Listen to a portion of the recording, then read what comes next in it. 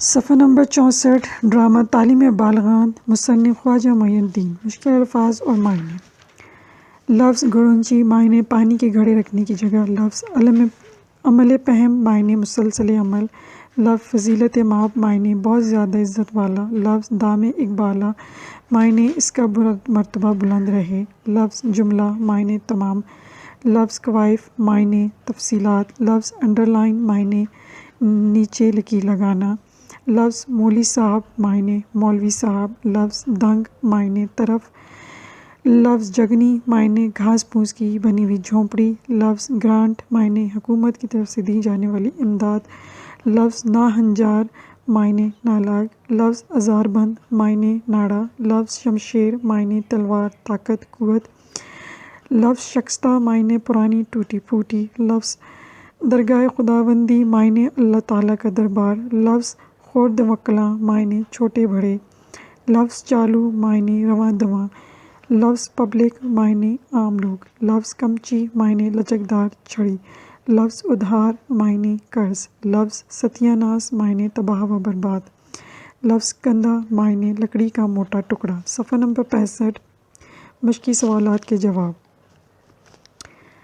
مندرجہ ذیل سوالات کے مختصر جوابات لکھیے 1 مولوی صاحب قرض کیوں واپس نہ کر سکے جواب مولوی صاحب قرض اس لیے واپس نہ کر سکے کہ اسے 6 مہینے سے تنخواہ نہیں ملی تھی 2 مولوی صاحب نے اتحاد کے ٹکڑے ہونے کی کیا وجہ بتائی جواب مولوی صاحب نے اتحاد کے ٹکڑے ہونے کی یہ وجہ بتائی کوئی اپنے آپ کو پٹھان کوئی بلوچی کوئی پنجابی اور کوئی سندھی کہلاتا ہے کوئی بھی اپنے آپ کو پاکستانی نہیں سمجھتا 3 مدرسہ تعلیم بالغاں کہاں واقع تھا جواب مدرسہ تعلیم بالغاں کراچی کے بکرا پیری میوہ شاہ لائن میں واقع تھا 4 اس ڈرامے میں وزیروں پر کیا طنز کیا گیا ہے جواب اس ڈرامے میں وزیروں کے متعلق کہا گیا ہے کہ وزیر صاحبان ان پڑھ ہوتے ہیں صرف اپان دستخط سیکھ کر کام چلاتے ہیں 5 مولوی صاحب کس محکمے کے نام درخواست لکھوا رہے تھے جواب مولوی صاحب محکمہ تعلیم کے وزیر کو درخواست لکھوا رہے تھے سوال نمبر 2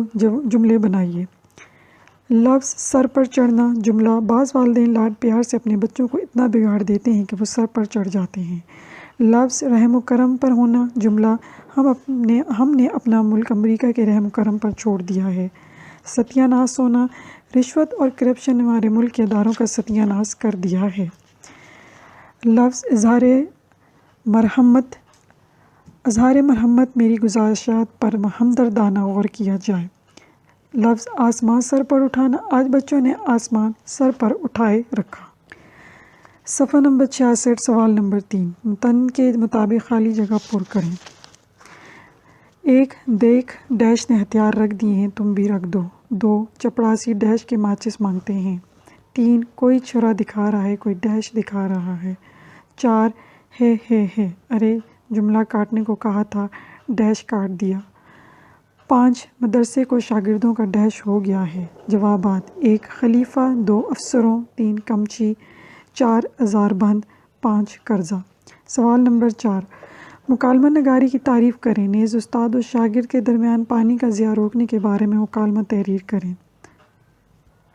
جواب 2 یا 2 سے زیادہ افراد کے درمیان بالمشافہ گفتگو کو مکالمہ کہتے ہیں استاد و شاگرد کے درمیان مکالمہ استاد اپنے کمرے میں بیٹھا کر کتاب پڑھ رہا ہے کہ ایسے میں اس کا شاگرد علی خان اجازت لے کر کمرے میں داخل ہوتا ہے علی خان السلام علیکم سر استاد وعلیکم السلام خان بیٹے کیسے آنا ہوا علی خان سر میں آج دیر سے کالج پہنچا ہوں جو پیریڈ آپ ہمارے ساتھ لیتے ہیں وہ مس ہو گیا استاد کیوں کیا بات ہے علی خان 1 مہینے سے ہمارے محلے کے گھروں میں باقاعدگی سے پانی نہیں آ رہا تھا 3-4 دن پہلے محلے والوں نے ایک کمیٹی بنائی جس میں میرا نام بھی شامل تھا اس کمیٹی کے ذمہ یہ کام لگایا گیا کہ پانی کے کم ہونے کی وجہ معلوم کریں اب تک میں آج اس کام میں مصروف رہا استاد پھر تمہاری تحقیقات کا کیا نتیجہ نکلا علی خان سر ہم نے جب پانی کے نلکوں اور گھروں میں بنے باتھ روموں کا معائنہ کیا تو یہ تلخ حقیقت سامنے آئی کہ نلکے جگہ جگہ سے ٹوٹے ہوئے ہیں اور کافی مقدار میں پانی ضائع ہو رہا ہے گھروں کے غسل خانوں اور دیگر جگہوں پر جو ٹوٹیاں لگی ہیں وہ بھی ناقص ہیں اور پانی مسلسل بہہ رہا ہے جس کی وجہ سے اپنے کا بڑا ٹینک 2-3 گھنٹے میں خالی ہو جاتا ہے استاد آپ لوگوں نے اس کا کیا حل نکالا علی خان: میں نے کمیٹی والوں کو تجویز دی ہے کہ کل تک اگر کسی نے اپنی ناقص ٹوٹیاں تبدیل نہیں کی تو اس کے گھر کا اپنی پانی بند کر دیا جائے گا۔ گلی میں جو ٹوٹے پائپ لگے انہیں اپنی مدد آپ کے تحت درست کیا جائے۔ کمیٹی نے میری اس تجویز سے اتفاق کیا اور محلے والوں کو وارننگ دی۔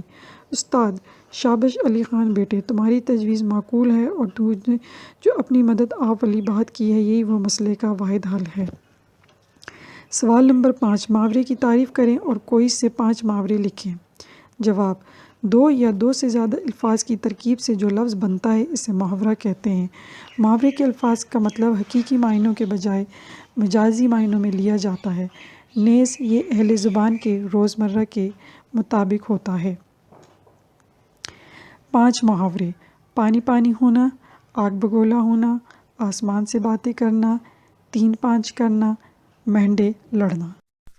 عزیز طلبہ، یہ آڈیو ریکارڈنگ آپ کے لیے ہیومینیٹیرین ڈیولپمنٹ آرگنائزیشن ایبٹ آباد کے ذریعے اہتمام کی گئی۔ ہیومینیٹیرین ڈیولپمنٹ آرگنائزیشن ایبٹ آباد 2011 سے اپنی مدد آپ کے تحت صحت، تعلیم اور معاشی خود مختاری کے شعبوں میں بہتری کے لیے کوشاں ہے۔ ادارہ نے نہ صرف خیبر پختونخوا بلکہ ملک بھر کے نابینا طلباء کی تعلیمی مشکلات اور رکاوٹوں کو دور کرنے کے لیے FA تا ماسٹرز لیول کی نصابی کتب اور کورسز، جن میں علامہ اقبال اوپن یونیورسٹی کے کورسز بھی شامل ہیں، کو آڈیو ریکارڈنگ میں منتقل کرنے کا اہتمام کیا ہے تاکہ نابینا طلباء اعلیٰ تعلیم تک رسائی حاصل کر کے ملک و قوم کی ترقی اور خوشحالی میں اپنا بھرپور کردار ادا کر سکیں۔ یہ تمام آڈیو ریکارڈنگز نابینا طلباء کو بالکل مفت فراہم کی جا رہی ہیں۔ نابینا طلباء کے علاوہ دیگر طلباء بھی اس تعلیمی سہولت سے استفادہ کر سکتے ہیں۔ ہیومینیٹیرین ڈیولپمنٹ آرگنائزیشن ایبٹ آباد، ای میل HDOATD@gmail.com، ویب سائٹ HDORG.net، رابطہ نمبر 03459541 یعنی 0345 95 41 838۔ صفحہ نمبر 67، سبق شیراز اور کنارے آب رکنا آباد وغیرہ۔ مصنف ابن انشا۔ مشکل الفاظ اور ان کے معنی۔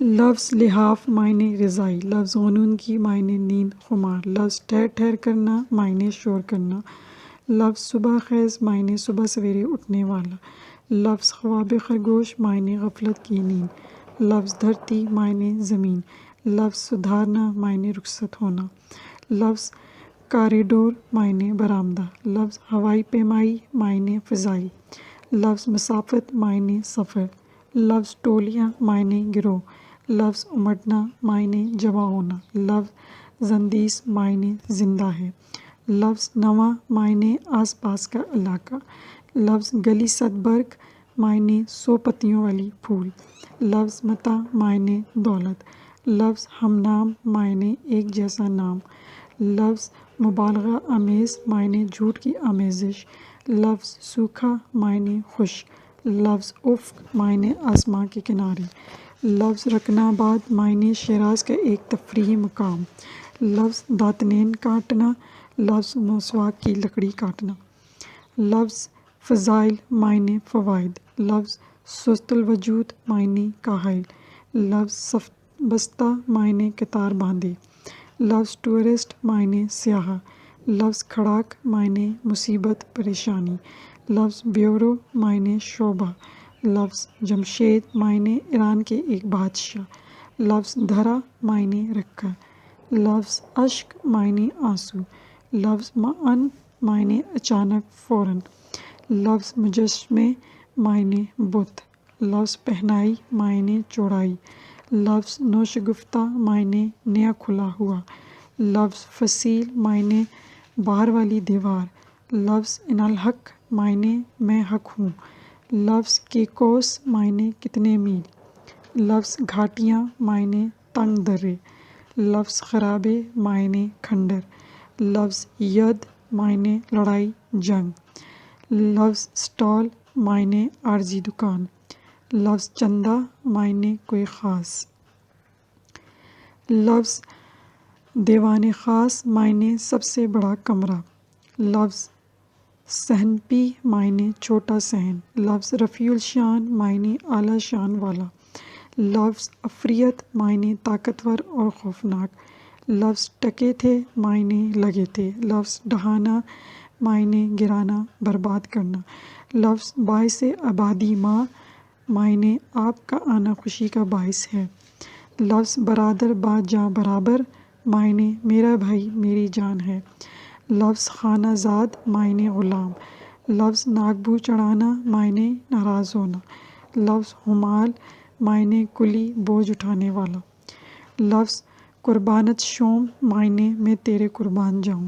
لفظ کھیت رہنا معنی شکست کھا کر قتل کرنا، لفظ چوانے اولا اے امدنت معنی ڈالنے والا، لفظ ٹھنٹ معنی کٹا ہوا تنا، لفظ فرنچ معنی فرانسی زبان، لفظ میوزیم معنی عجائب گھر، لفظ دارا معنی ایران کا ایک بادشاہ، لفظ مرتسم معنی نبایا گیا، لفظ تابوت معنی مردے کا صندوق، لفظ زینہ معنی سیڑھی، لفظ فراٹے بھرنا معنی بہت تیز چلنا، لفظ ذاکر لطیف معنی نرم نرم باتیں، لفظ بخشش معنی عطیہ، لفظ بھلمانس معنی شریف آدمی، لفظ استعاصہ معنی دعویٰ، لفظ یہ جا وہ جا معنی غائب ہو گیا۔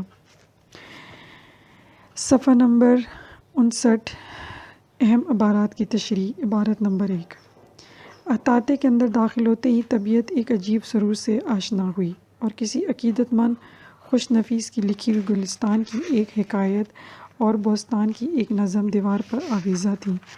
صفحہ نمبر 70 حوالہ متن۔ یہ اقتباس ابن انشا کے سفر نامے ابن بطوطہ کے تعاقب میں سے لیا گیا ہے، جس کا کچھ حصہ میرے نصاب میں شامل ہے۔ سیاق و سباق۔ شیراز کا ہوائی اڈہ چھوٹا سا ہے۔ شیراز کی دھرتی پر قدم رکھتے ہی اس کی قدامت اور عظمت کا احساس ہوتا ہے۔ ہمارے پاس سامان نہیں تھا، صرف سواری تلاش کرنا تھی۔ یہاں تاریخی مقامات میں مسجد وکیل، مزارات سعدی و حافظ، دروازۂ قرآن، تخت جمشید وغیرہ دیکھنے کے قابل ہیں۔ ہم نے ٹیکسی لی اور پہلے حافظ کے مقبرے کا رخ کیا۔ وہاں سیر کرنے کے لیے بہت زیادہ لوگ آئے ہوئے تھے۔ مزار اونچی کرسی پر ہے، نہ جالی ہے نہ پردہ، اطمینان سے بیٹھ کر فاتحہ بھی نہیں پڑھا جا سکتا۔ ہم نے دور ہی سے فاتحہ پڑھے اور شیخ سعدی کے مزار کا رخ کیا۔ عبارت کی تشریح۔ جب ہم شیخ سعدی کے مزار کے احاطے میں داخل ہوئے تو طبیعت بہت خوش ہوئی اور دل و دماغ پر ایک نشہ سا چھا گیا۔ ایسا معلوم ہوتا تھا کہ یہاں ذرہ ذرہ دامن پھیلائے ہر ایک کو خوش آمدید کہہ رہا ہے۔ سادہ سا مقبرہ ہے۔ برآمدے کے آخری سرے پر ایک چھوٹا سا گنبد ہے جو جالیوں سے گھرا ہوا ہے۔ ان جالیوں کے اندر شیخ سعدی کا مزار ہے۔ ہم نے بہت سی عورتوں کو دیکھا جو مزار کی جالیوں کو چوم رہی تھیں۔ یہ بھی پتہ چلا کہ یہاں لوگ منتیں مانتے ہیں اور خیرات و صدقات بھی دیتے ہیں۔ مزار کی ایک طرف مزار کی خدمت کرنے والا ایک خادم کھڑا تھا۔ دیوار پر ایک طرف سعدی کی لکھی ہوئی کتاب گلستان کی ایک حکایت اور دوسری طرف انہی کی ہی لکھی ہوئی دوسری کتاب بوستان کی ایک نظم آویزاں تھی جو سعدی کے کسی عقیدت مند نے بہت خوش خط الفاظ میں تحریر کی تھی۔ صفحہ نمبر 70 حوالہ متن۔ یہ اقتباس ابن انشا کے سفر نامے ابن بطوطہ کے تعاقب میں سے لیا گیا ہے، جس کا کچھ حصہ ہمارے نصاب میں شامل ہے۔ سیاق و سباق۔ شیراز کا ہوائی اڈہ چھوٹا سا ہے۔ شیراز کی دھرتی پر قدم رکھتے ہی اس کی قدامت اور عظمت کا احساس ہوتا ہے۔ ہمارے پاس سامان نہیں تھا، صرف سواری تلاش کرنا تھی۔ یہاں تاریخی مقامات میں مسجد وکیل، مزارات سعدی و حافظ، دروازۂ قرآن، تخت جمشید وغیرہ دیکھنے کے قابل ہیں۔ ہم نے ٹیکسی لی اور پہلے حافظ کے مقبرے کا رخ کیا۔ وہاں سیر کرنے کے لیے بہت زیادہ لوگ آئے ہوئے تھے۔ مزار اونچی کرسی پر ہے، نہ جالی ہے نہ پردہ، اطمینان سے بیٹھ کر فاتحہ بھی نہیں پڑھا جا سکتا۔ ہم نے دور ہی سے فاتحہ پڑھا اور شیخ سعدی کے مزار کا رخ کر لیا۔ عبارت کی تشریح۔ جب ہم شیخ سعدی کے مزار کے احاطے میں داخل ہوئے تو طبیعت بہت خوش ہوئی اور دل و دماغ پر ایک نشہ سا چھا گیا۔ ایسا معلوم ہوتا تھا کہ یہاں کا ذرہ ذرہ امن پھیلائے ہر ایک کو خوش آمدید کہہ رہا ہے۔ سادہ سا مقبرہ ہے، برآمدے کے آخری سرے پر ایک چھوٹا سا گنبد ہے جو جالیوں سے گھرا ہوا ہے۔ ان جالیوں کے اندر شیخ سعدی کا مزار ہے۔ ہم نے بہت سی عورتوں کو دیکھا جو مزار کی جالیوں کو چوم رہی تھیں۔ یہ بھی پتہ چلا کہ یہاں لوگ منتیں مانتے ہیں اور خیرات و صدقات بھی دیتے ہیں۔ مزار کی ایک طرف مزار کی خدمت کرنے والا ایک خادم کھڑا تھا۔ دیوار پر ایک طرف سعدی کی لکھی ہوئی کتاب گلستان کی ایک حکایت اور دوسری طرف انہی کی لکھی ہوئی دوسری ماں بوستان کی ایک نظم آویزاں تھی جو سعدی کے کسی عقیدت مند نے بہت خوش خط الفاظ میں تحریر کی تھی۔ عبارت نمبر 2: یہ جو چٹانوں کا سلسلہ تخت جمشید کے پس منظر میں نظر آتا ہے، اب یہ تینوں شہر محض خرابے ہیں۔ صفحہ نمبر 71 حوالہ متن۔ یہ عبارت ابن انشا کے سفرنامے ابن بطوطہ کے تعاقب میں سے لیا گیا ہے جس کا کچھ حصہ ہمارے نصاب میں شامل ہے۔ سیاق و سباق: ہم نے ٹیکسی لی اور سیدھی حافظ کے مزار پہنچے۔ اس کے بعد سعدی کا مزار دیکھا جہاں طبیعت بہت خوش ہوئی، یہاں سے جانے کو جی نہیں کرتا تھا۔ ناچار ٹیکسی میں بیٹھ کر دروازہ قرآن دیکھنے گئے۔ کسی زمانے میں شیراز کی گرفت فصیل تھی۔ یہ دروازہ ان دروازوں میں سے ایک ہے جو 4 دیواریوں میں لگائی گئی تھی۔ یہاں سے ہم دریائے اعظم کے شہر غدار پہنچے۔ یہاں درہ اور سکندر اعظم کے درمیان جنگ ہوئی تھی۔ ہم سکندر اعظم کو مسلمان سمجھتے تھے، اس لیے طالب علمی کے زمانے میں سکندر کے ہاتھوں دارا کی شکست پر افسوس نہیں ہوا تھا۔ سکندر ہندوستان بھی آیا لیکن دریائے بیاس کے مغربی کنارے سے واپس لوٹ گیا جہاں سے ہمارا گاؤں تھوڑے سے فاصلے پر ہے۔ عبارت کی تشریح: تخت جمشید کے پس منظر میں چٹانوں کا ایک سلسلہ دکھائی دیتا ہے۔ لوگ چٹانوں کے اس سلسلے کو کوہ رحمت کہتے ہیں۔ اس بات کا کسی کو علم نہیں کہ تخت جمشید کو تخت جمشید کیوں کہا جاتا ہے اور جن پہاڑوں کو کوہ رحمت کے نام سے یاد کیا جاتا ہے اس میں رحمت کی کیا بات ہے، اور جس نقش رستم کو دیکھنے کے لیے ہم اتنے بے چین ہیں اس کا ایران کے مشہور پہلوان رستم سے کیا تعلق ہے؟ میروس اعظم نے جس مشہور شہر پازرگاد کی بنیاد رکھی تھی وہ یہی کہیں موجود تھا جو بادشاہ جمشید سے 100 سال پہلے گزرا ہے۔ مسلمانوں نے ایران فتح کیا تو اس زمانے میں ایک شہر استخر کا بہت چرچا تھا۔ یہ شہر بھی اس علاقے میں آباد تھا اور اسلامی عہد میں صدیوں تک مشہور رہا، لیکن اب ان تینوں شہروں کی آبادیاں کھنڈرات میں تبدیل ہو چکی ہیں اور لوگ ان کا نام بھی نہیں لیتے۔ صفحہ نمبر 72 مشقی سوالات کے جواب۔ سوال نمبر 1: مصنف سحر خنزی کے بارے میں کیا کہتا ہے؟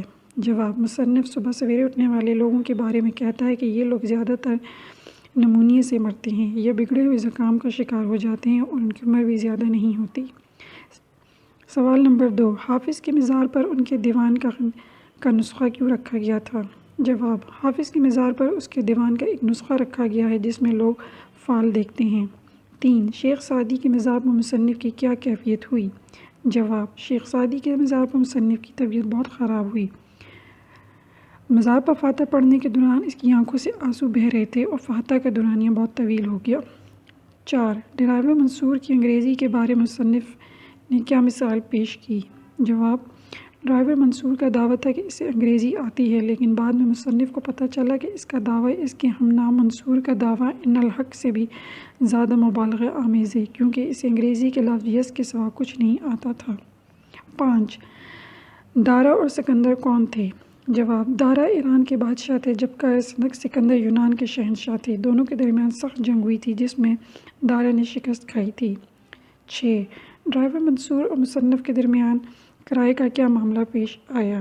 جواب: ایئرپورٹ پہنچ کر مصنف نے ڈرائیور منصور کو 25 کے بجائے 30 تومان دے دیے، لیکن منصور 35 سے کم پر راضی نہیں ہوتا تھا۔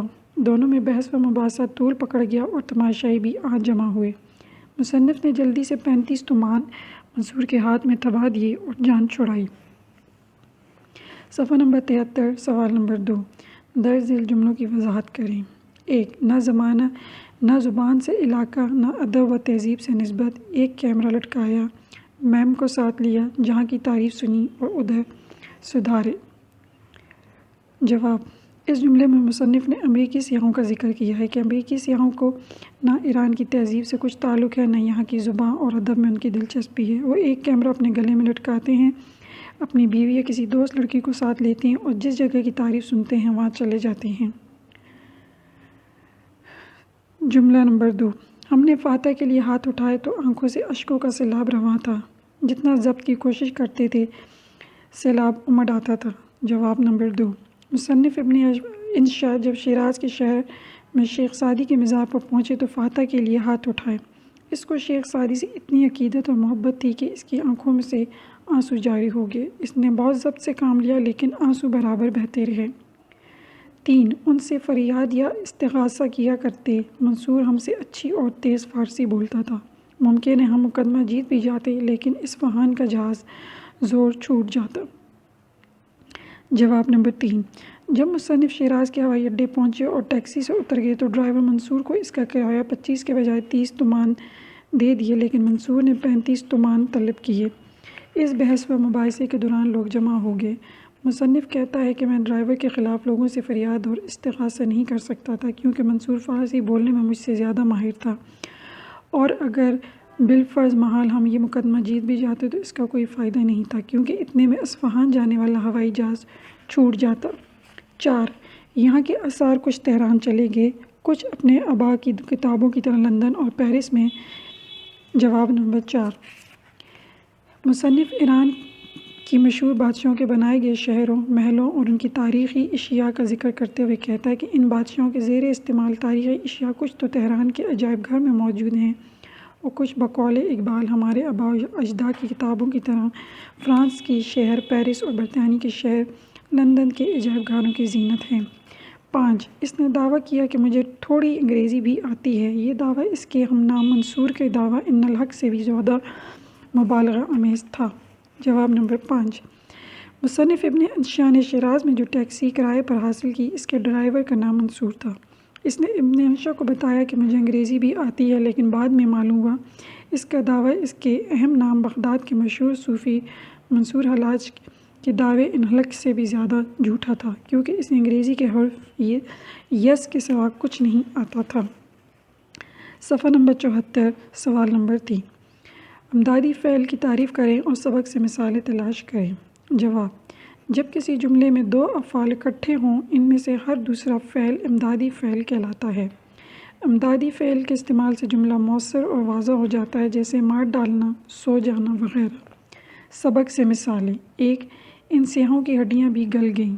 2، پہاڑ کو اندر سے کھود کر بنایا گیا ہے۔ 3، ہم ٹیکسی سے نکل چکے تھے۔ 4، وہ رستہ روک کر کھڑا ہو گیا۔ 5، یہاں فعل کے لیے دیوان کا ایک نسخہ رہتا ہے۔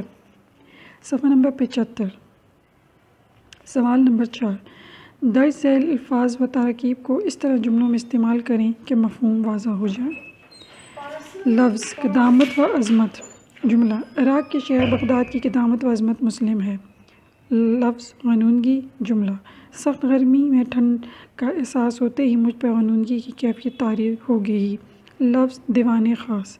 جملہ، شہنشاہ اکبر دیوان خاص میں بیٹھ کر لوگوں سے ملاقاتیں کرتا تھا۔ لفظ رفیع الشان۔ جملہ، دارالرفیع الشان محلوں کے آثار اب بھی شیراز کے گرد و نواح میں موجود ہیں۔ لفظ عفریت۔ جملہ، کرۂ ارض پر بڑے بڑے عفریت موجود تھے جو اب ناپید ہو چکے ہیں۔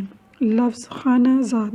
جملہ، منصور سیٹھ حامد کا خانہ زاد ہے۔ لفظ بھلے مانس۔ جملہ، کسی بھلے مانس نے سعدی کے مار کے اندر گلستان کی ایک حکایت اور بوستان کی ایک نظم آویزاں کر دی ہے۔ سوال نمبر 5، سفر نامے کی تعریف کریں اور اس کے فنی لوازمات لکھیں۔ جواب، کسی سیاح کے کسی ملک یا علاقے کا سفر کرنے کے بعد سفر میں پیش آنے والے واقعات، اپنے جذبات اور احساسات اور مشاہدات کو ادبی پیرائے میں بیان کرنے کو سفر نامہ کہتے ہیں۔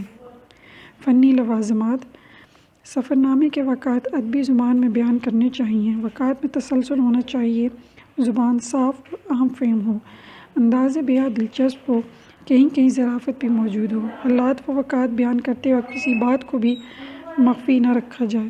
سفر نامے میں اشارے اور کنایے سے پرہیز کرنا چاہیے۔ صفحہ نمبر 76، سبق روم، زندہ شہر اور مردہ شہر، مصنف جمیل الدین عالی۔ مشکل الفاظ اور معنی: لفظ نان، معنی بڑی روٹی۔ لفظ وڈے، معنی بڑے۔ لفظ کندن، معنی خالص سونا۔ لفظ کافور، معنی غائب۔ لفظ مول لینا معنی خریدنا، لفظ کن اکھیاں معنی چوری چھپی، لفظ موج معنی مستی مزے، لفظ بائسکوپ معنی فلم، لفظ دھونس معنی روب، لفظ حصار معنی فصیل چار دیواری، لفظ اجڑنا معنی برباد ہونا، لفظ جوک در جوک معنی کثیر تعداد میں، لفظ زیر زمین معنی زمین کے نیچے، لفظ پرمٹ معنی اجازت نامہ، لفظ لیپا معنی لگایا، لفظ آنچ معنی ہلکی آگ، لفظ تپ کر معنی گرم ہو کر، لفظ تگڑی معنی طاقتور، لفظ ڈش معنی لذیذ کھانا، لفظ کلیولہ معنی دوپہر کی نیند، لفظ تے و تے معنی سینما کا نام، لفظ مستشرقین معنی مشرق کی تاریخ لکھنے والے، لفظ جھاڑنا معنی جمانا، لفظ اکتانا معنی دل اچاٹ ہونا، لفظ زائرین معنی زیارت کرنے والے، لفظ مکین معنی باشندے، لفظ عمرہ اعظام معنی بڑے امیر لوگ، لفظ مبادہ معنی نہیں ایسا نہ ہو، لفظ پوتی معنی برش سے لگانا، لفظ بقائے نور معنی وہ جگہ جہاں تیز روشنی ہو، لفظ تزئین معنی آرائش خوبصورتی، لفظ مانون معنی عنوان دینا، لفظ رومۃ الکبریٰ معنی عظیم رومی مملکت، لفظ باندی معنی لونڈی خادمہ۔ صفحہ نمبر 77 اہم عبارات کی تشریح۔ عبارت نمبر 1، پتیسا اٹلی کی سب سے سستی اور بقول کیسی تگڑی غذا ہے، پتہ ہی نہیں چلتا کیا چیز ہے بنیادی۔ حوالے متن۔ یہ اقتباس جمیل الدین علی کے سفر نامے دنیا میرے آگے سے لیا گیا ہے، جس کا کچھ حصہ ہمارے نصاب میں شامل ہے۔ سیاق و سباق۔ شہر روم کا پراٹھا بہت مشہور ہے، بلکہ روم کے شہریوں کا کلچر ہی پراٹھا ہے۔ اس کا اصل نام پتیسا ہے۔ ایک بڑے نان پر انڈے، پیاز اور ٹماٹر لگا کر کالی مرچ اور پسا ہوا گوشت چھڑکا دیتے ہیں، پھر اسے تندور میں رکھ دیتے ہیں۔ یہ پراٹھا گرم گرم کھانے میں بڑا مزہ دیتا ہے۔ پتیسے کو بار بار گرم کر کے کھایا جا سکتا ہے۔ عبارت کی تشریح۔ اٹلی میں سب سے سستی غذا پتیسا ہی ہے۔ بعض لوگوں کے خیال میں یہ ایک طاقتور خوراک بھی ہے۔ ایک آدمی بھوک کی حالت میں ایک پراٹھا مشکل سے کھاتا ہے۔ میرے جیسے لوگ جن کے کھانے کا ظرف بہت چھوٹا ہوتا ہے، ان کا پیٹ آدھے پراٹھے سے بھر جاتا ہے۔ اگر آپ پورا پراٹھا نہیں کھا سکتے تو پورے پراٹھے کی قیمت دینا ضروری نہیں، آدھا پراٹھا بھی خریدا جا سکتا ہے، بلکہ اگر چاہو تو پون پراٹھا خرید لو۔ ہر ایک کی قیمت الگ الگ ہے، قیمتیں ٹکڑوں کے حساب سے مقرر ہیں۔ امیر لوگ پتیسے کو ایک اضافہ کھانے کے طور پر استعمال کرتے ہیں، بالکل اسی طرح جس طرح ہمارے ملک کے امیر لوگوں کے دسترخوانوں پر انواع و اقسام کے کھانے ہوتے ہیں، اور یہ پتہ نہیں چلتا کہ کھانا بنیادی طور پر کس چیز سے بنا ہے اور اس کا نام کیا ہے۔ عبارت نمبر 2، یہ سب اس وقت بنے ہیں جب رومۃ الکبریٰ کا زوال شروع ہو چکا تھا، یہاں تک کہ مشہور مصور ممتاز مائیکل اینجلو نے اس کی تربیت نو اور تزئین کا منصوبہ بنایا۔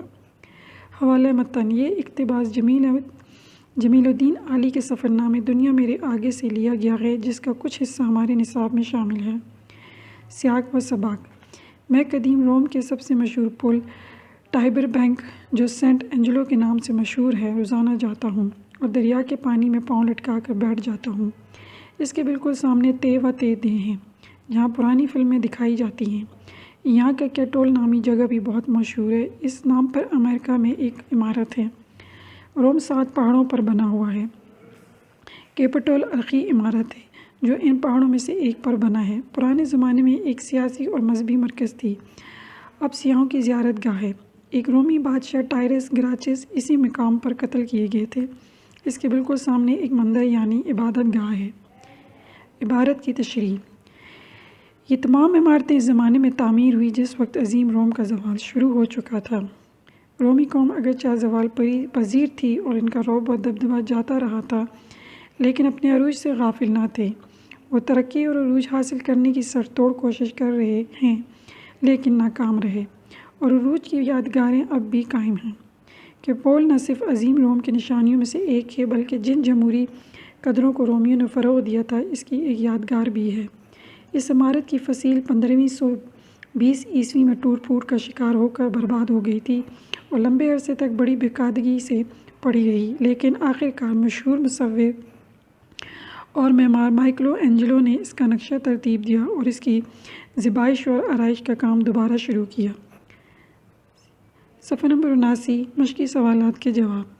سوال نمبر 1، سوالات کے مختصر جوابات لکھیے۔ 1. مصنف نے کن کن التاوی کھانوں کا ذکر کیا ہے؟ جواب: مصنف نے اطالوی پراٹھے کا ذکر کیا ہے جسے روم کے لوگ پتیسا کہتے ہیں۔ اس کے علاوہ ایک اور کھانے السپاگیتی کا ذکر بھی ہے جسے انگریزی دان اسپیگیٹی کہتے ہیں، جو ہمارے سوئیوں سے مشابہ ہیں۔ 2. پیڑا کسے تیار کیا جاتا ہے؟ جواب: التوی پراٹھے پتیسا کا پیڑا میدے گوندھ کر بنایا جاتا ہے۔ اس کی چوڑی نان تیار کی جاتی ہے، پھر اس پر انڈے، ٹماٹر، پیاز، کالی مرچ اور پسے ہوئے گوشت کی لیپا پوتی کر کے تندور میں رکھ دیا جاتا ہے۔ 3. اطالوی کھانے کے بعد کلیولا کیوں کرتے ہیں؟ جواب: یورپ کے لوگوں کے خیال میں اٹلی گرم ملک ہے اور یہاں کے لوگ میدے کا کھانا زیادہ کھاتے ہیں، جس سے نیند بہت آتی ہے۔ چنانچہ 1 بجے سے 4 بجے تک تمام کاروبار بند رہتا ہے اور لوگ نیند کے مزے لیتے ہیں۔ 4. مائیکل اینجلو کون تھا؟ جواب: مائیکل اینجلو اٹلی کا ایک مشہور مصور اور معمار تھا۔ اس نے عظیم روم کی تاریخی عمارت کیپیٹول کی تزئین و آرائش کی تھی۔ صفحہ نمبر 80۔ 5. اس مضمون میں جن اطالوی شہروں کا ذکر ہے ان کے نام لکھیں۔ جواب: اس مضمون میں جن اطالوی شہروں کا ذکر ہے اس کے نام روم، وینس، نیپلز، سسلی یا سکیلا، میلان اور پومپئی آئی ہے۔ ان شہروں میں پومپئی آئی شہر کے صرف نشانات موجود ہیں اور کھنڈر بن چکا ہے۔ 6. پومپئی آئی کے بارے میں آپ کیا جانتے ہیں؟ جواب: پومپئی آئی اٹلی کا ایک تباہ شدہ شہر ہے جو موجودہ شہر نیپلز کے قریب ہے۔ اس کے صرف کھنڈرات باقی ہیں جو نشان عبرت ہیں۔ یہ کسی زمانے میں بہت بڑا اور خوشحال شہر تھا۔ یہاں عمرہ کے محلوں اور باغات کے نشانات اب بھی موجود ہیں۔ سوال نمبر 2. متن کے حوالے سے خالی جگہ پر کریں۔ 1. التوی پراٹھے کا نام ڈیش ہے۔ 2. رومن پارلیمنٹ کو انگریزی میں ڈیش کہتے ہیں۔ 3. پتھر پہ رکھ دیے تھے ڈیش نکال کر۔ 4. زبان یارمن۔ 5. میلان ایک ڈیش شہر ہے۔ 6. سسلی کا عربی نام ڈیش ہے۔ 6. ڈیش پانی پر بنا ہوا ایک قدیم شہر ہے۔ 7. نزلہ ہمیشہ ڈیش پر گرتا ہے۔ 8. سامنے توے دے ہے جو ماضی کا ڈیش دکھاتا ہے۔ جوابات: 1. پتیسا۔ 2.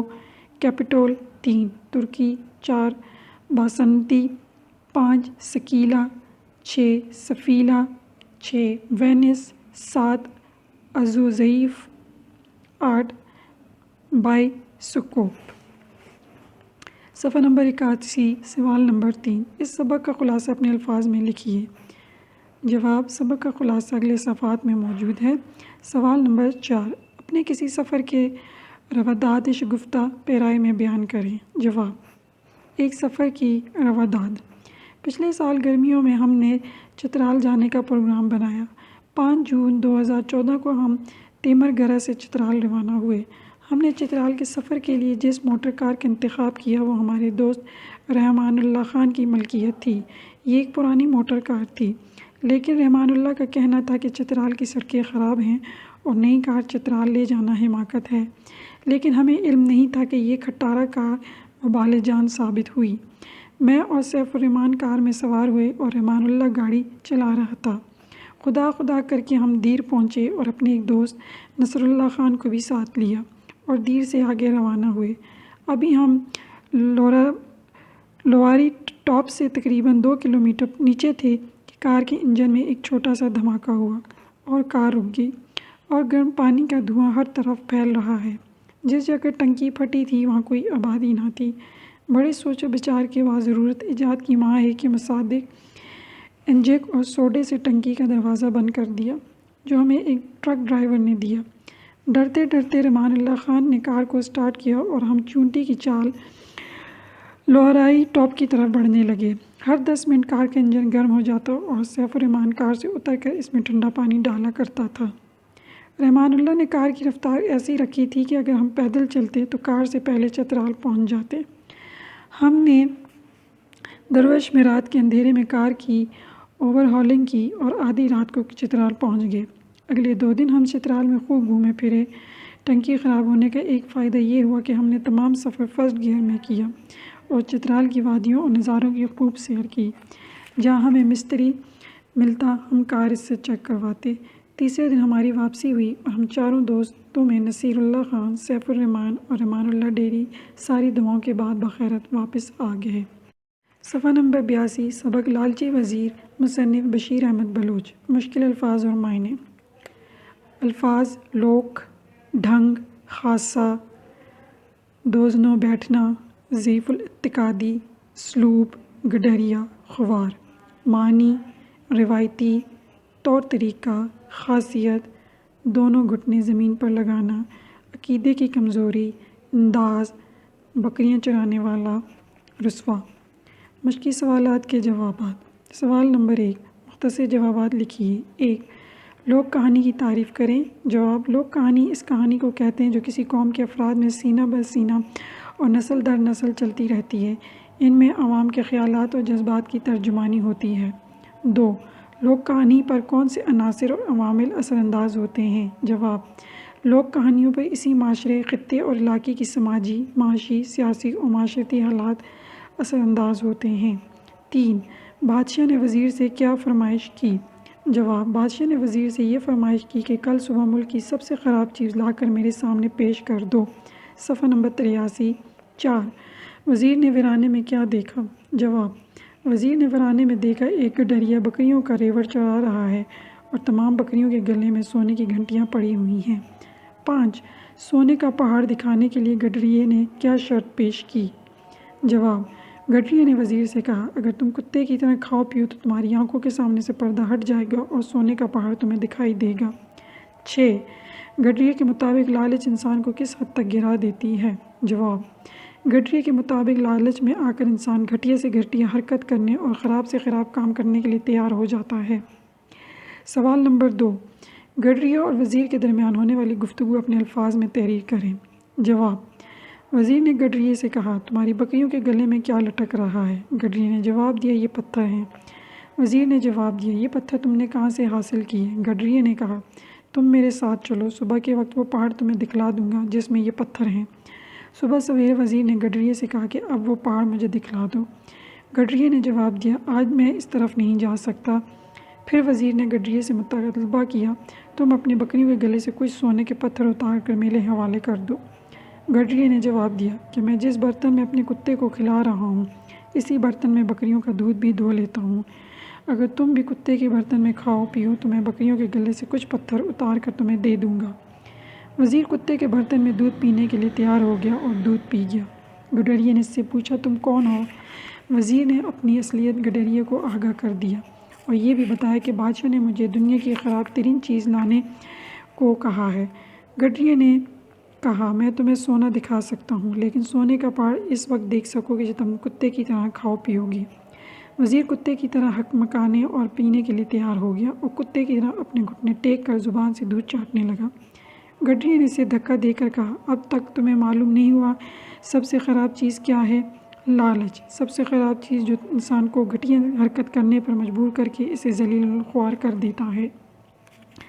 صفحہ نمبر 84 سوال نمبر 3 قواعد کے مطابق جملے درست کریں۔ 1 وزیر تیار ہو گیا کتے کی طرح دودھ پینے کے لیے۔ 2 دنیا کی سب سے بری چیز لالچ ہے۔ 3 وزیر کی جب آنکھ کھلی آدھی رات کو۔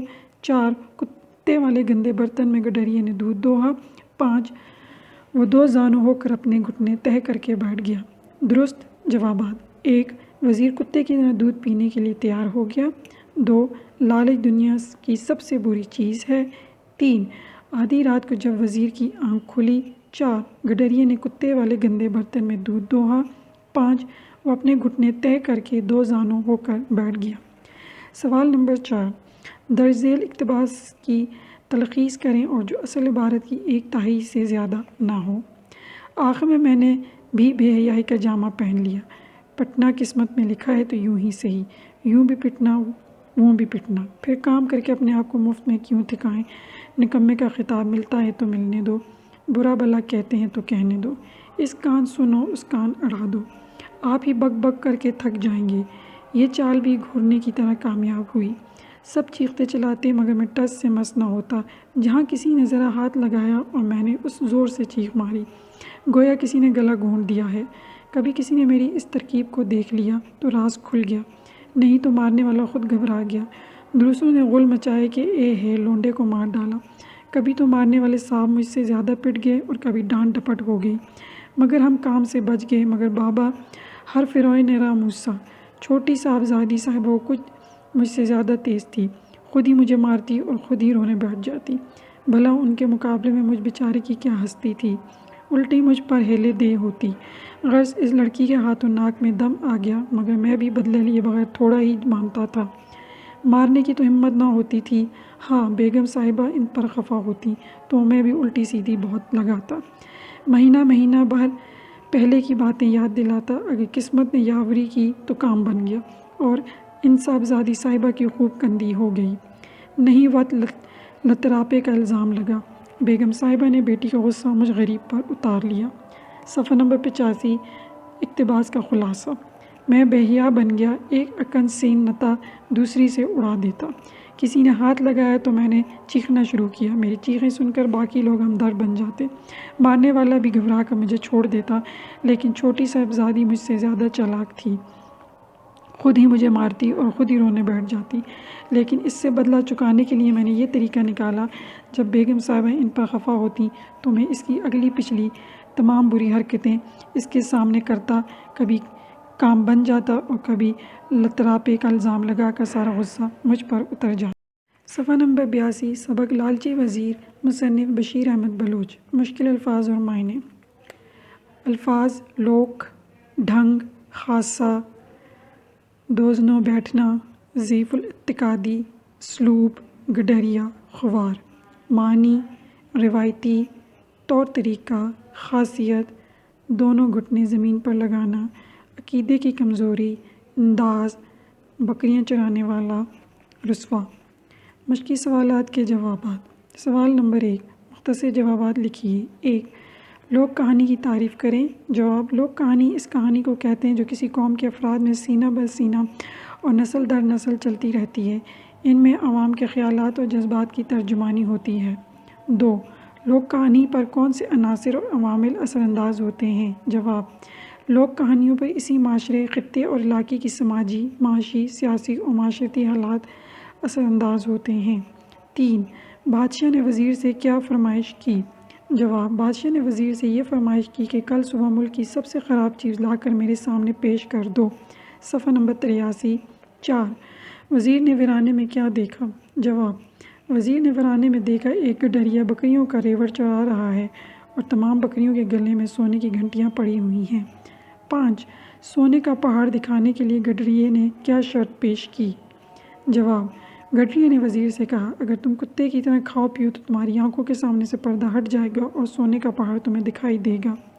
6، گڈریے کے مطابق لالچ انسان کو کس حد تک گرا دیتی ہے؟ جواب: گڈریے کے مطابق لالچ میں آ کر انسان گھٹیا سے گھٹیا حرکت کرنے اور خراب سے خراب کام کرنے کے لیے تیار ہو جاتا ہے۔ سوال نمبر 2، گڈریے اور وزیر کے درمیان ہونے والی گفتگو اپنے الفاظ میں تحریر کریں۔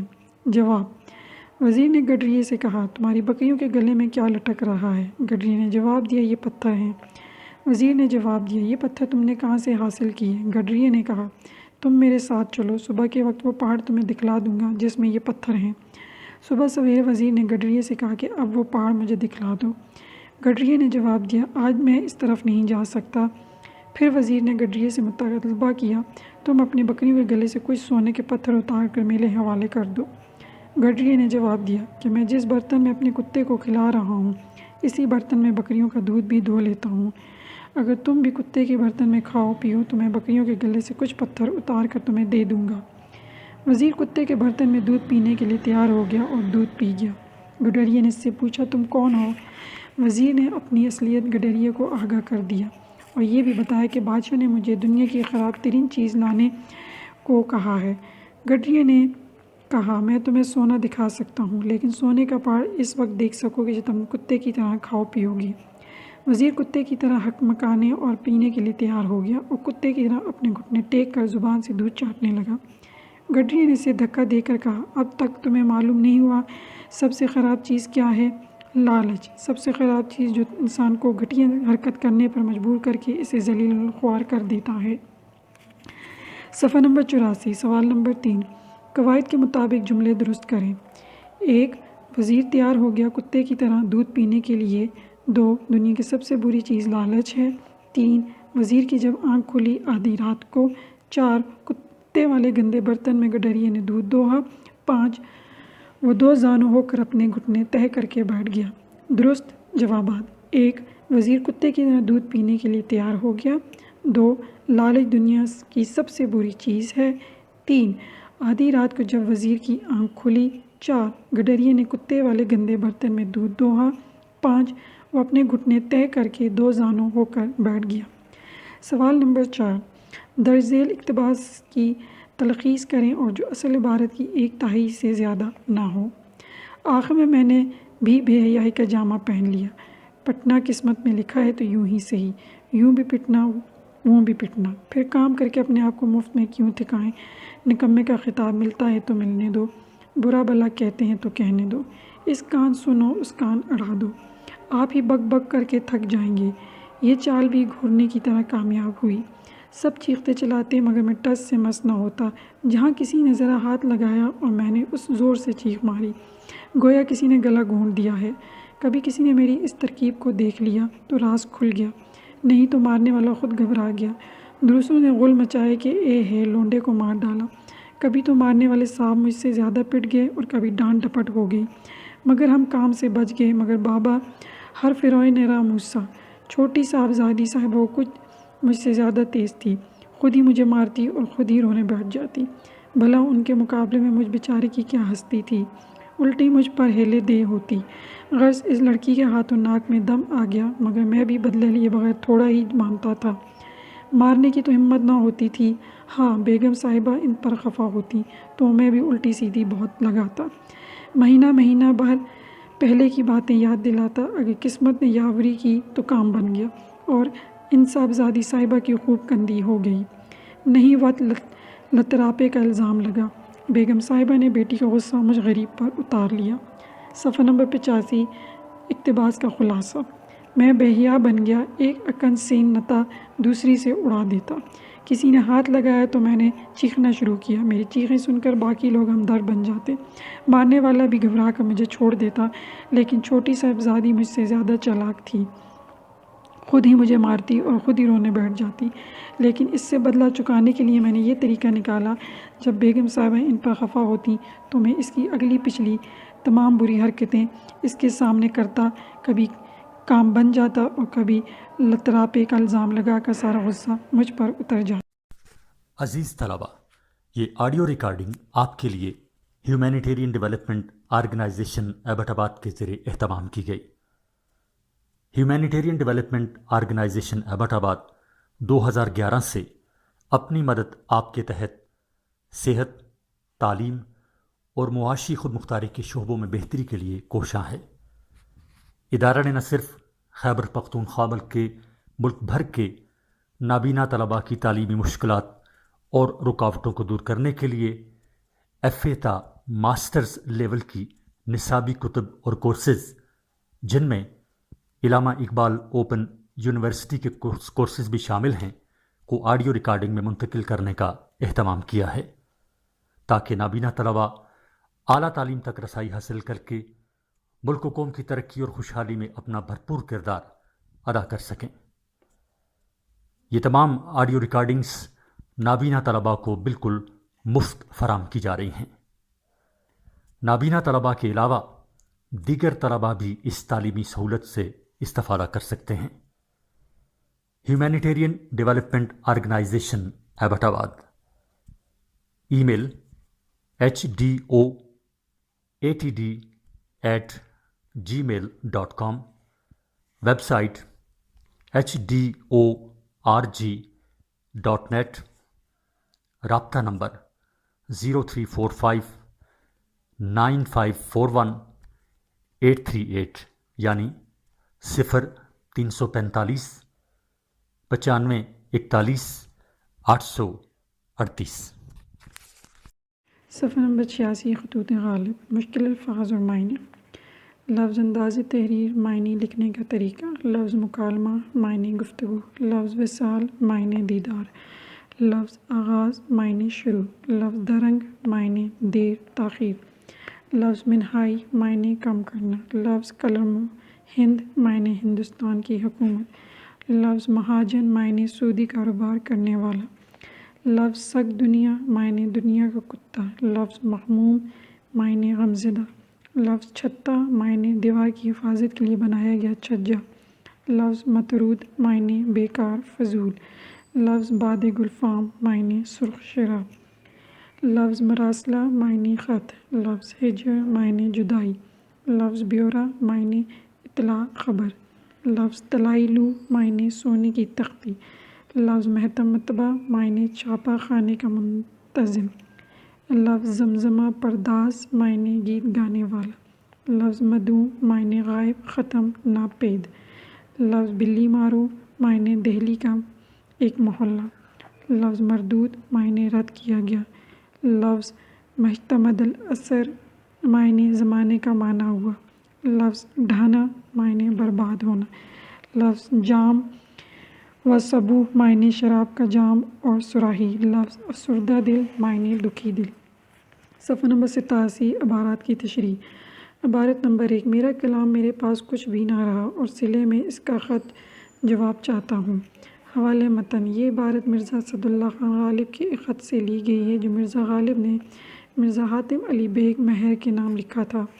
سیاق و سباق: مرزا اسداللہ خان غالب اس خط میں حاتم علی بیگ کو لکھتے ہیں کہ میں نے خط کا جو طریقہ ایجاد کیا اس سے خط اب خط نہیں رہا بلکہ اسے مکالمے میں تبدیل کیا ہے، جیسے دو دوست آپس میں بیٹھ کر گفتگو کرتے ہوں۔ کتابوں کے بارے میں کیا خبر ہے؟ اس کے چھپنے میں اتنی تاخیر کیوں ہو رہی ہے؟ چھاپا خانہ کے محتمم نے مجھے بذریعہ خط اطلاع دی ہے کہ تمہاری کتابیں اسی ہفتے تمہیں مل جائیں گی، لیکن جو 7 جلدیں ابھی باقی ہیں اس کے متعلق لکھو کہ وہ کب تیار ہوں گی اور مجھے کب مل جائیں گی، اور ان کے بارے میں مجھے سخت تشویش ہے۔ عبارت کی تشریح: میں نے جتنی شاعری کی ہے ان میں سے ایک شعر بھی میرے پاس نہیں۔ میں جو کچھ کہتا تھا نواب ضیاء الدین خان اور نواب حسین مرزا اسے لکھا کرتے تھے۔ میں نے غزل لکھی اور انہیں کاغذ پر منتقل کیا، لیکن 1857 کی جنگ آزادی میں دہلی کی بربادی کے ساتھ ساتھ ان دونوں حضرات کے گھر بھی مسمار ہو گئے اور میرا لکھا ہوا جو کچھ ان کے پاس تھا وہ تلف ہو گیا۔ ہزاروں کتب خانے تباہ ہو گئے۔ میں اپنا کلام سننے کے لیے بےتاب ہوں، لیکن مجھے کہیں نہیں مل رہا۔ چندہ کر لیتے تھے۔ 1857 کی بغاوت چندہ کر لے روز پہلے ایک فقرے میرے پاس آیا تھا۔ اس فقیر کی آواز بہت اچھی اور سریلی ہے اور گانے میں بھی بہت ماہر تھا۔ اس کے پاس میری ایک غزل موجود تھی جو اس نے وہ کاغذ دکھایا تو آپ یقین کریں اپنی غزل دیکھ کر مجھے رونا آیا۔ میں نے بہت عرصے بعد اپنی غزل دیکھی تھی۔ میں یہ غزل بذریعہ خط آپ کی خدمت میں ارسال کرتا ہوں اور اس کے صلے میں آپ سے درخواست کرتا ہوں کہ آپ مجھے جوابی خط ضرور لکھیں۔ صفحہ نمبر 88 عبارت نمبر 2 تم آتے ہو چلے آؤ جان نثار خان کے چھتے کی سڑک، خان چند کے کوچے کی سڑک دیکھ جاؤ، قطب الملک میر نصیر الدین کو دعا، یوسف ہند میر فضل علی کو دعا۔ حوالہ متن: یہ اقتباس مرزا اسداللہ خان کے غالب کے ایک خط سے لیا گیا ہے جو اس نے اپنے جگری دوست میر مہدی مجروح کو لکھا تھا۔ سیاق و سباق: غالب اپنے دوست میر مہدی مجروح کو لکھتے ہیں کہ تم نے دہلی کا حال پوچھا ہے۔ میں حیران ہوں کہ دہلی کے بارے میں کیا لکھوں۔ کسی زمانے میں ہم چاندنی چوک، قلعہ معلیٰ، جامع مسجد اور دریائے جمنا کی سیر کو جایا کرتے تھے۔ اب یہ مزے نہیں رہے۔ دہلی اب وہ دہلی نہیں رہا جو پہلے تھا۔ دہلی اب کھنڈر بن چکا ہے۔ گورنر جنرل صاحب 15 دسمبر کو دہلی آئیں گے، لیکن معلوم نہیں کہاں اپنا دربار منعقد کرتے ہیں۔ دربار میں جو مسلمان رئیس حاضری دیتے تھے ان میں سے صرف 3 رئیس ایسے ہیں جن کی حاضری یقینی ہے، باقی لوگ سب ہندو ہوں گے۔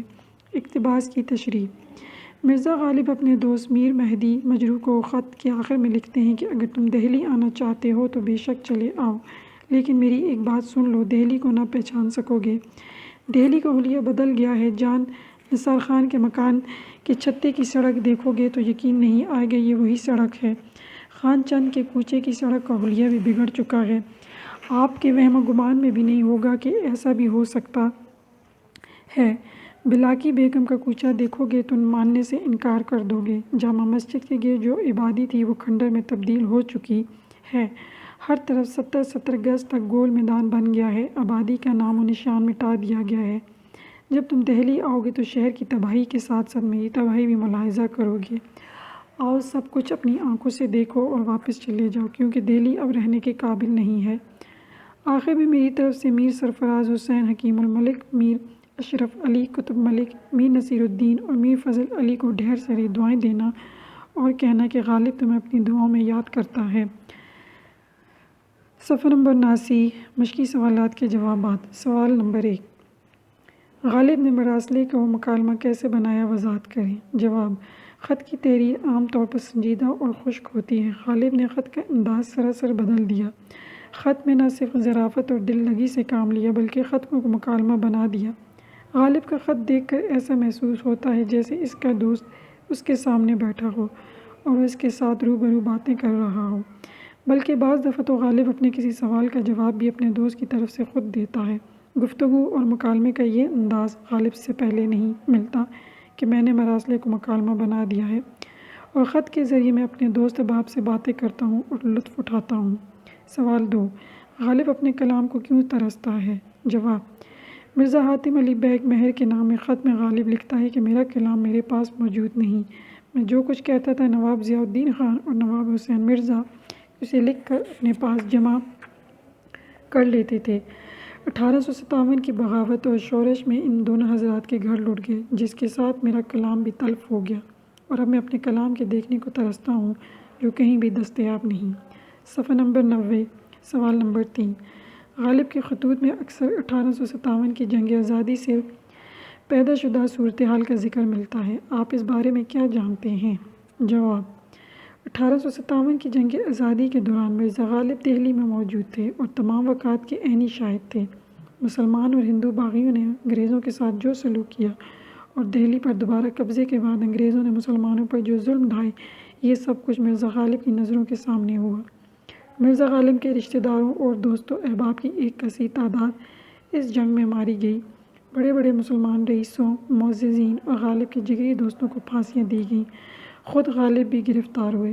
اس پر باغیوں کی حمایت کا الزام لگا، لیکن اس نے بڑی مشکل سے جان چھڑائی۔ اس جنگ کی وجہ سے جو غم غالب کے دل کو لگا وہ مرتے دم تک اس کے دل میں رہا۔ اس لیے اپنے دوستوں کے نام جو خطوط غالب نے لکھے، اس میں ضرور اس کا ذکر کسی نہ کسی حوالے سے ملتا ہے۔ سوال نمبر 4، ان خطوط کی روشنی میں خطوط غالب کی خصوصیات لکھیں۔ جواب، غالب نے اپنے خطوط کے ذریعے خط کا انداز بالکل بدل دیا۔ غالب کے خطوط کا مطالعہ کرنے کے بعد ہم اس کی مندرجہ ذیل خصوصیات متعین کر سکتے ہیں۔ 1، غالب نے مراسلے کو مکالمہ دیا، جیسے دوست آمنے سامنے بیٹھ کر باتیں کرتے ہوں۔ 2، لمبے لمبے القابات و اداب کو ترک کر کے مختصر القاب سے اپنے دوستوں کو مخاطب کیا، جیسے جان من، عزیز من، مرزا صاحب، بھائی، برخودار وغیرہ۔ 3، اپنے دور کے تاریخی واقعات بیان کر کے اپنے خطوط کو ایک تاریخی دستاویز بنا دیا۔ 4، غالب کے خطوط سے ہمیں غالب کی زندگی، اطوار و عادات اور میلانات کا بھی پتہ چلتا ہے۔ 5، غالب سے پہلے خط کی زبان مشکل اور محاوراتی ہوا کرتی تھی۔ غالب نے آسان اردو میں خط لکھ کر یہ ثابت کیا کہ عام لوگوں کی آسان زبان بھی ادبی زبان کا درجہ رکھتی ہے۔ 6، غالب نے خط میں ظرافت، دل لگی اور ہنسی مذاق کی باتیں لکھ کر اسے دلچسپ اور مزیدار بنا دیا۔ 7، غالب کے خطوط کو دیکھ کر نہ صرف غالب کے خطوط بلکہ دوسرے مشاہیر کے خطوط کو بھی اردو ادب کا حصہ بنا دیا۔ اس سے پہلے خط اور ادب کا حصہ نہیں ہوا کرتا تھا۔ صفحہ نمبر 91 سوال نمبر 5، ان خطوط میں مقفع جملے تلاش کر کے لکھیے۔ جواب، 1، یہ زبان کل باتیں کیا کرو، ہجر میں وصال کے مزے لیا کرو۔ 2، کتابوں کی جلدیں بن جانے کی کیا خبر ہے، کتابوں کے تیار ہونے میں درنگ کس قدر ہے۔ 3، ہر چند کاریگروں کے دیر لگانے سے تم بھی مجبور ہو، کچھ لکھو کہ آنکھوں کی نگرانی اور دل کی پریشانی دور ہو۔ 4، ایک فقیر کو خوش آواز بھی ہے اور زمزمہ پرواز بھی ہے۔ 5، تم آتے ہو چلے آؤ، خان چند کے کوچے کی سڑک دیکھ جاؤ۔ سوال نمبر 6، دوسرے خط کا خلاصہ اپنے الفاظ میں لکھیں۔ جواب، خلاصہ، میر مہدی مجروح کے نام، غالب کا خط۔ صفحہ نمبر 92، غالب نے اس خط میں اپنے دوست میر محمد مجروح کو ناکام جنگ آزادی کے بعد دہلی کی حالت بیان کی ہے، لکھتے ہیں دہلی کا شہر برباد ہو چکا ہے اور اب دہلی وہ دہلی نہیں رہا۔ میں جن مقامات کی سیر کو روزانہ نکلتا تھا اب میرا وہاں جانا ممکن نہیں رہا۔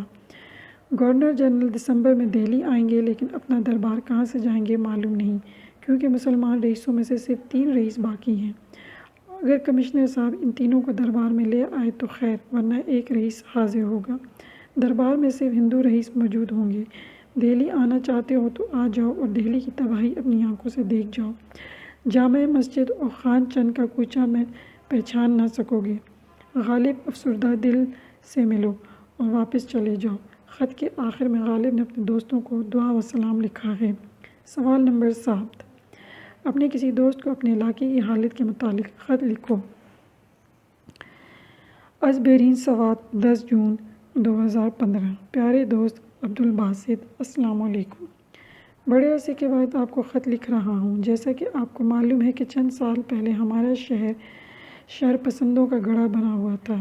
آئے روز بم دھماکے، ٹارگٹ کلنگ کے واقعات اور خودکش دھماکے ہو رہے تھے۔ اس مصیبت سے تنگ آ کر ہم نے اپنے گھر بار بھی چھوڑ دیے تھے، کیونکہ صورتحال اتنی غیر یقینی تھی کہ کسی بھی وقت کچھ بھی ہو سکتا تھا۔ ہم جس آفت میں آ گرے تھے، خدا کسی کو ایسی مصیبت میں گرفتار نہ کرے۔ دوست دشمن کی تمیز باقی نہیں رہی تھی۔ نامعلوم دشمن کا سامنا تھا، پتہ نہیں چل رہا تھا کہ لوگ کس گناہ کی پاداش میں مارے جا رہے ہیں۔ پڑوسی پر بھی دشمن کا گمان ہوتا تھا، شاید یہ عذاب ہماری اپنی بدعمالیوں کا نتیجہ تھا۔ صفحہ نمبر 93۔ لیکن خداوند نے بہت جلد ہماری دعائیں قبول کیں اور پاکستانی فوج نے پورے سوات میں آپریشن شروع کیا اور بہت کم عرصے میں سوات سے دہشت گردی کا صفایا ہو گیا۔ بفضل تعالیٰ اب ہمارے علاقے میں امن قائم ہو چکا ہے۔ لوگ اپنے گھروں میں پرمسرت زندگی گزار رہے ہیں۔ پاک آرمی اب بھی علاقے میں موجود ہے اور کسی بھی صورتحال سے نمٹنے کے لیے تیار ہے۔ سوات میں سیاحوں کی آمد و رفت شروع ہو چکی ہے اور سیاحوں کے قافلے سڑکوں پر رواں دواں نظر آتے ہیں۔ امن کی اس بہتر صورتحال کو دیکھتے ہوئے میں گرمیوں میں چھٹیوں میں آپ کو بحرین آنے کی دعوت دیتا ہوں اور امید ہے آپ قبول کریں گے۔ تمہارا دوست محسن خان۔